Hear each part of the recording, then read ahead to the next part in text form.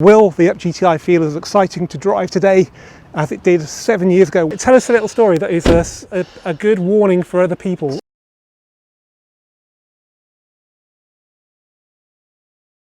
Hello and welcome back to the Volks Wizard channel. Now, as some of you may know, my business selling cars is back up and running, yay! But that inevitably means I've got to buy cars, and unlike most car dealers, I don't like buying cars blind online. I like to know what I'm buying, and that means getting out there and viewing cars. But luckily this is part of the job I enjoy the most because I get to see new places and I get to meet the owners, many of whom are subscribers to this channel. Today I'm heading up to West Yorkshire because I've been offered a 2021 Up GTI by subscriber Jonathan, and I thought you could come for the ride and see what it's like actually selling me a car. And if all goes well, I'll be driving it home via some special roads in the Peak District where the Up GTI should be in its element. Will the Up GTI feel as exciting to drive today as it did 7 years ago when I first drove one? Well, let's head up north and find out.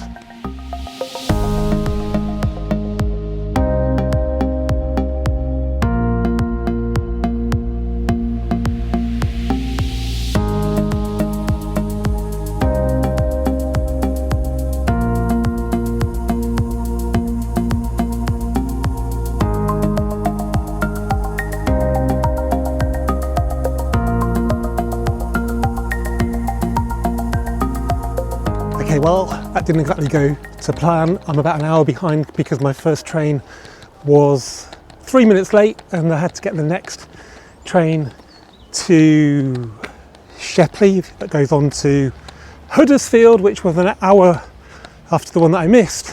But luckily, John's cool with that, so I've just got to walk up this road. He lives on Station Road. Hopefully up the top of this hill, there should be an Up GTI waiting for me. Around this corner, there should be a red Up GTI, red Mini, and there she is. Looks pretty smart, so let's get Jonathan out here. Hello. Hello. Hi Andrew, good to see you. Hi Jonathan, nice to meet you. You too. Come on, do you want to see the Up? Yes please. Let's go this way. Haven't driven an Up for a long time now. 5-door Up GTI? Yeah, Tornado red, and a few options. Yes, we've got black roof. We've also got the rear camera. Yeah. We've also got the rear parking sensors as well, and cruise control. Yeah, it's a nice pack. Generally, I think they should have cruise and park. Even in a small car. Yeah, I found people it really say useful. on the forums, it's a small car, why do you need them? Because I want to get into a really small space. Yeah. Oh yeah. I mean, I use it every day when I bring it back in here, obviously, to make sure I don't bump into the wall. So, well, yeah. You've also changed the tyres, which was the bugbear of my ownership of the car and with those Eco Goodyears. So you've gone for Michelin. It was the first thing I did, changed all around, Pilot Sport 5s. Lovely. So did you find the difference pretty apparent? Oh, straight away. Just the ride comfort was improved. You know, I mean, it's still a light car. You're still going to feel the bumps. Exactly, yeah. But it performed a lot better in terms of the Yorkshire roads. Yeah. You know, than the previous tyres for sure. Yeah. So ride quality up, grip as well. Yes, but and more importantly, they look better. Well, they do actually, because they protect the wheel edge, because a lot of people curb them as well. Just the design. I'm really a fan of the Michelin tyres. Oh yeah, the sidewalls look really good. The sidewalls really pretty, great, and I think it finishes the car off really well. Yeah, I bet the engineers wanted to put a good tyre on, but the people dealing with the emissions said no. That's not the only mod you've done though, is it? Because you've done something very minor under the bonnet, but a nice touch to show that you care. Well, yeah, I don't believe in tweaking too much on already a winning formula for me. I don't want to modify it too much, so subtly I just put some sound insulation underneath the car, which is standard VW stock item. Should we have a look at that? Yeah, and also I put some rubber seals on there as well. Yes, I heard that was popular because it stopped the dirt from covering up the whole of the engine bay. So that would be completely bare metal normally then, would it? Yes. Okay, and again these are... Yeah. So basically I think it's off a might be a 7.5 Golf trim. Right. Part numbers supplied on various Up GTI forums, so that was good. Yeah. So these two here and this one here. Oh, so it just stops the mud or the rain and the water or the leaves or whatever getting into the car because there was a gap. Yeah. On mine this used to get really filthy. Yeah.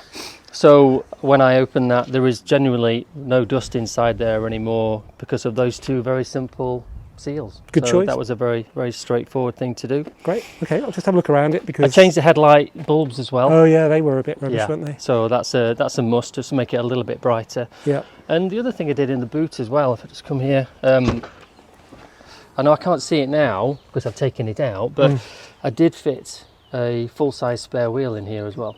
So yeah, it's amazing, isn't it, that it actually fits complete, like with no problems. 205 tyre as well. Yeah. You just have to deflate it to fit it.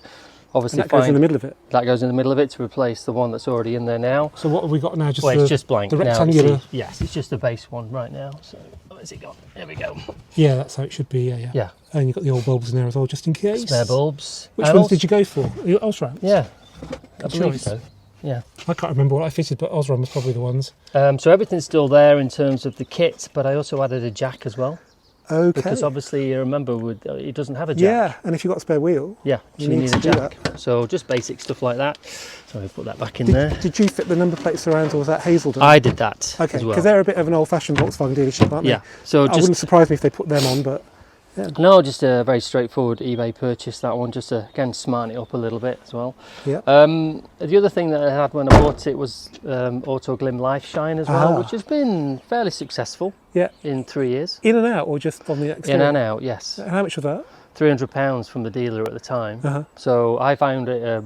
You could definitely see the beading effect. Yeah. Less so now as time's gone on, But it's been a couple of years, hasn't it? yeah. But it still shines. I mean, Yeah. literally, I just washed this and it shines up straight away. So I think it's still working. The You know, paint and quality- it's been living outside the whole time. Right. So, Well, you've had your money's worth then, really. yeah, I think so. I think the paint quality on these is at least as good as Golf's. Yeah. They're built in a different factory, aren't they? But I never used to find any imperfections in them, while in Golf's the same Well, era.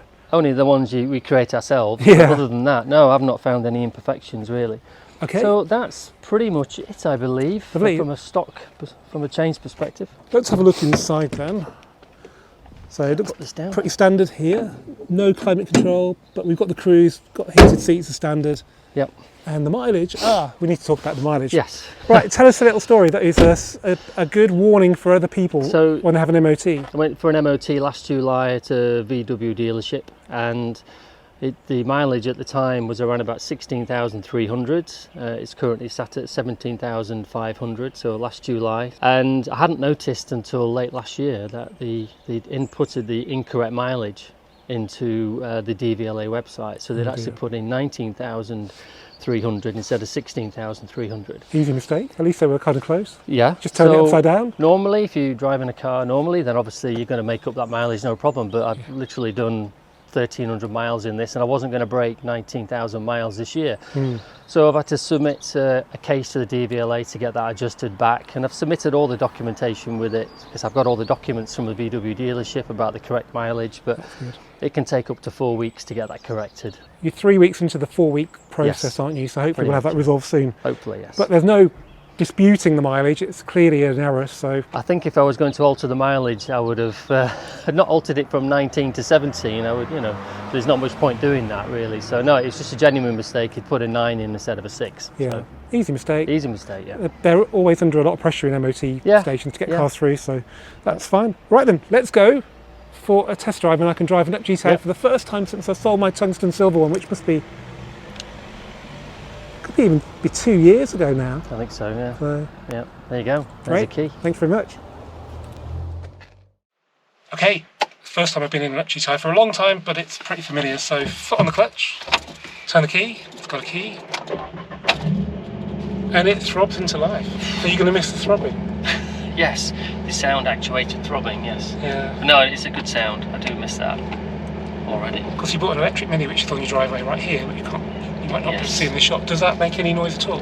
No, a mild hum as you're setting off slowly or reversing. Right. Aside from that, it's silent. All you can hear is tyre noises. But very relaxing in a different way. No, I haven't got a problem with electric cars, apart from the depreciation, which the previous owner of your car. They took that for me, thank you. Yeah. How much did they lose in the few years I had it? I 2 years? estimated they lost 50% of their value, over 50% of their value in 2 years. Wow. And the car had done 4,800 miles Wow. in that time. So cost per mile is, I don't know. Very expensive for the first owners, yes. So So- I'm grateful for them. Electric cars, particularly for traffic, have been very, very easy for me to use. So it's a natural to go back to that, really. No, I've been looking at e-Golfs. Actually, they're quite cheap now. Yes. Yeah, 7.5. Yeah, but then you think, one with a sunroof or heated seats, it gets harder to pin one down then. But they're like $7,000 something for a whole 7.5. I think what disappointed me about Mark 1 and Mark 2 was the fact that they didn't carry on with the sunroof. GTI? Yeah. You know, I think I like a sunroof, an opening sunroof on a car. And for me, you know, I do miss that, particularly when it comes to spring and summer. Yeah, it was always a bonus when I got one with a sunroof. Yeah. It's a proper sunroof that opens quite a long way back as well.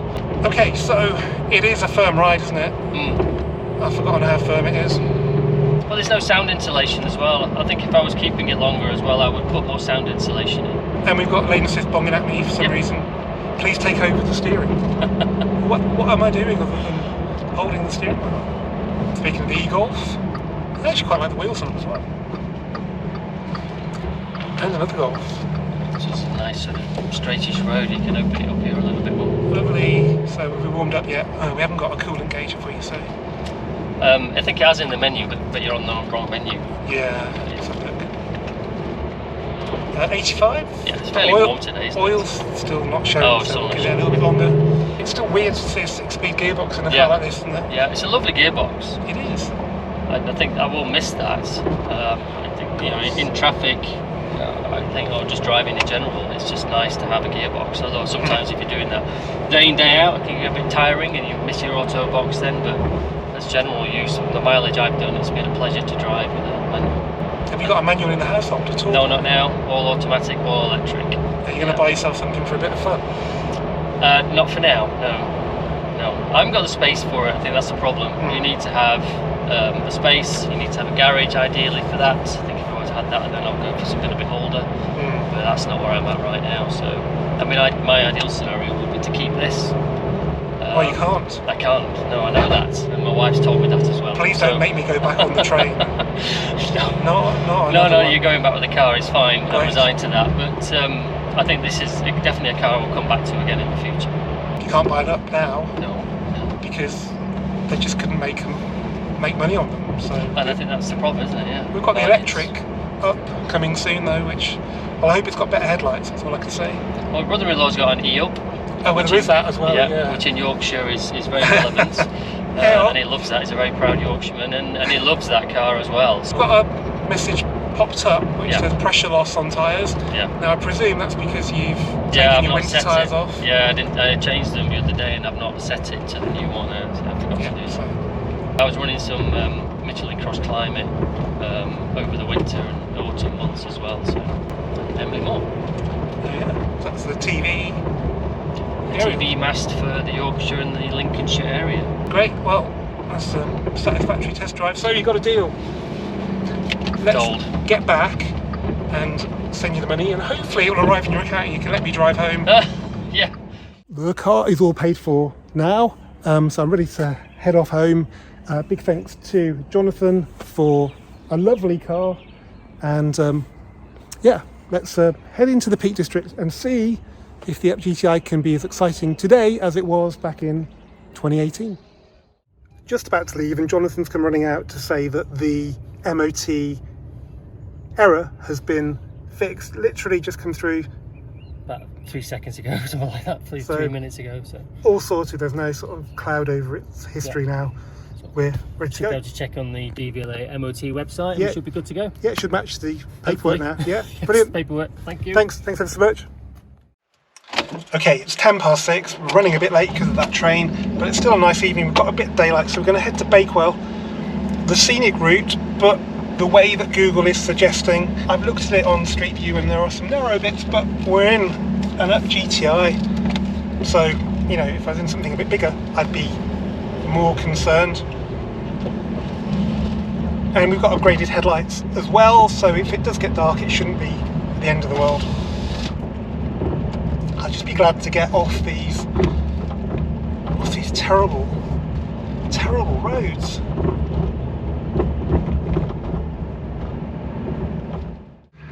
I don't know where it's taking me, but we're going up on some narrow roads, and it's great to be in a car that's so small and it's got so much torque as well. It's not struggling, it's still as enthusiastic as a young puppy dog.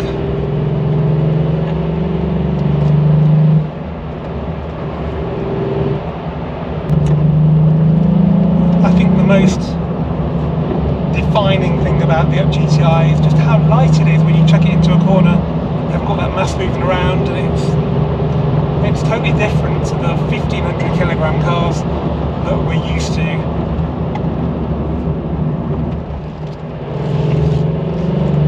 And then we've got the torque as well, so 200 newton meters with a ton to pull. It's punchy, that's for sure. So here's a corner, third gear. I need to work the car too hard, and it just turns and turns. Conditions are pretty good. Road surface, it's a little bit patchy, but it's a bit better than it was back in Shepley. Wow, what a stunning place.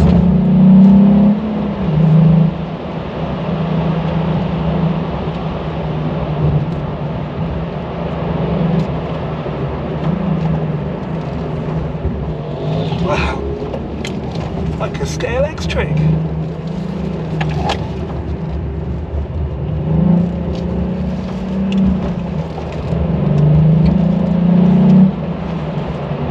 I'm remembering why this car was so much fun, but we are in perfect conditions today. Nice 60-mile-an-hour road, no average speed cameras, but even if we had them, this wouldn't be a problem in this car, and on this road I think 60 is going to be more than ample. No white line down the middle, and SUVs sort of mostly over the centre of the road, but it's okay because we're in a small car. Nice GT4.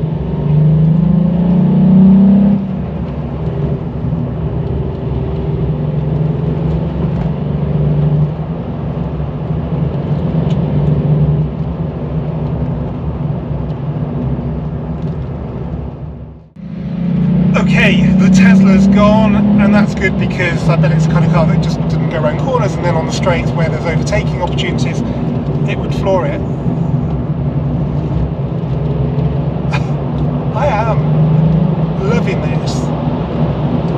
Yeah, these Michelins definitely help. I mean, I know it's dry and the Goodyears are okay in the dry, but it just feels so much more confidence inspiring. Maybe it's partly psychological. Where does the road go here? Yeah, 90-degree right.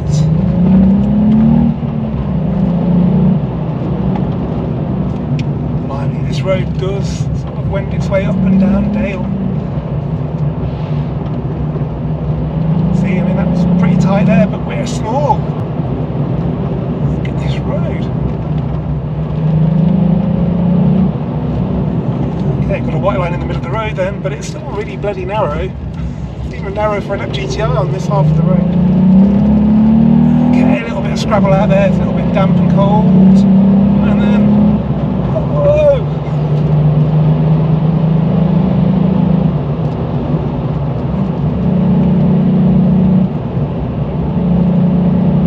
I can tell you now, I'm not as worried as I would be in, say, a Golf, because we're narrow and we've got pretty good brakes for the weight of the car, and I'm sure door mirrors are available very cheaply on eBay, and they haven't got cameras in them or anything expensive like that. Okay, double bend sign. Yeah, it's another sort of crossing of a river or something. Look ahead. There we go. Pretty good traction, and then a right-hander. And some cyclists.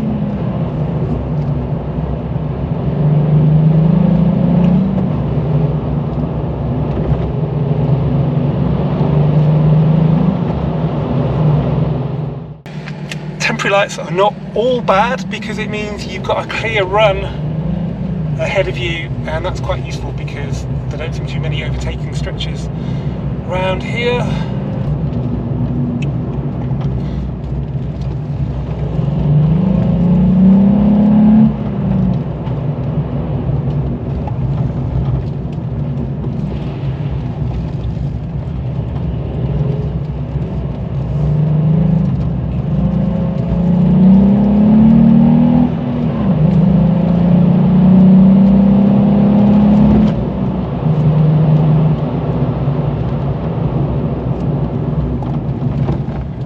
that was closer than I'd have liked, but we got away with it.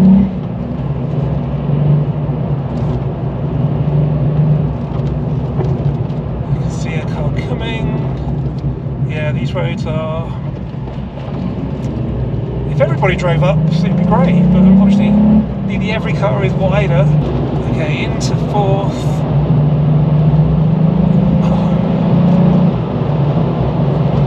A lot of fun, this car, I've got to say. It may not be perfect for everyday use, particularly if you live in areas where the roads are bad, but in the right environment, it's such a lot of simple fun. Double bend ahead, got a motorcyclist. Wow, what a view. The road goes to the left, not sure where. That's not too bad.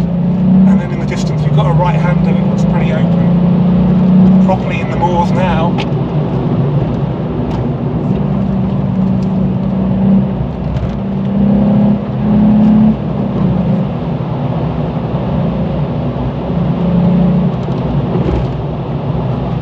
Stunning round here.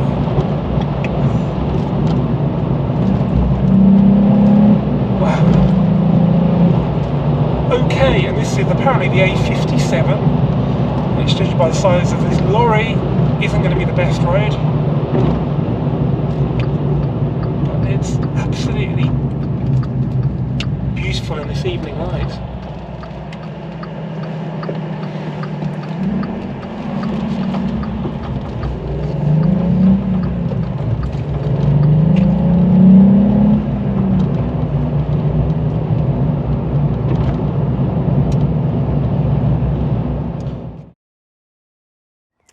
Well, it's now the morning after the night before, and I've had time to reflect on my evening of frolics with this up GTI. What you won't have seen is how well it mopped up the motorway schlep home once I had my fun and I was feeling tired. And that's really impressive for a car that can be so exciting to drive when the road is narrow and twisty. So yes, I think today in 2025, the Up GTI is at least as exciting as it was back in 2018. What we didn't know then was how depressing the carscape would be in 2025, with most manufacturers' internal combustion engine hot hatches and city cars having been deleted from their ranges due to electrification. So it kind of focuses your mind knowing that every single Up GTI that's ever going to be produced is actually on the roads now. And if you want to get one to keep forever, like I do, then I wouldn't hang around. As soon as I can justify the expense and find one in my perfect spec, that is what I'm going to do. If this car is your perfect spec, then it is for sale at just under £15,000. I'll put full info in the description of this video, and if you're interested, get in touch with me by email, andrew@volkswizard.co.uk. As ever, thanks for watching this Volkswizard video. Keep subscribing, keep commenting, and I'll see you for the next one very soon.